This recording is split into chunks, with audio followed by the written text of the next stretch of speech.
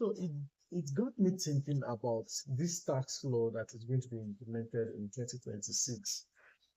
Basically, one of the aspects that actually affects me most is the freelancing aspect.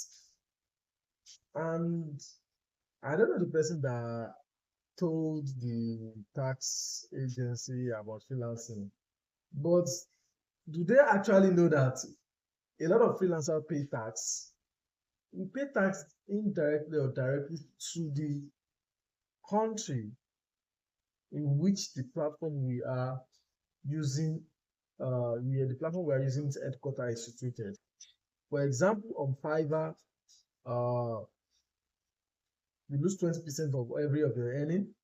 Even the buyer pay taxes, and when you question these charges, they tell you it's withholding tax and service charges.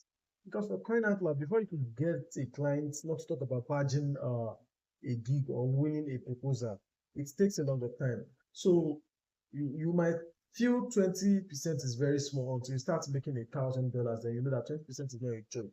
So, and now again, by the time you are going to withdraw to Pioneer has its own charges again.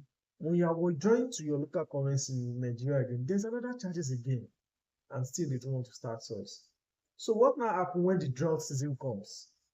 That the freelancer is not getting job for like 2, 3 months or 6 months. Is the government making any provision for that? We need to ask a serious question. Come to Upwork now. Upwork is getting delusional.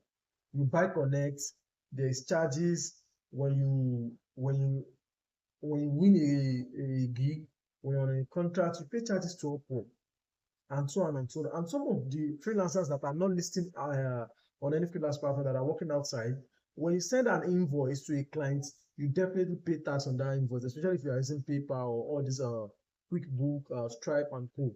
There's a charges you are going to pay, and all these charges go to tax. I remember there was a time a client reached out to me after a year that I sent him an invoice, and he said he needs receipt for the payments he made. And I said, oh, what all is well? He said he wants to use it to file for tax return because he was also charged VAT. And to God be the glory, I looked for the receipt and I found it and I sent it to him, despite the fact that even the account we used to send the invoice has been closed by that time. So come to think of that way, they are talking about this tax of a thing, and they've not really been sensitizing in as much as possible how to file the return. What is your own take? Should freelancer be taxed or not? I'll be watching the comment section. Thank you. Bye bye.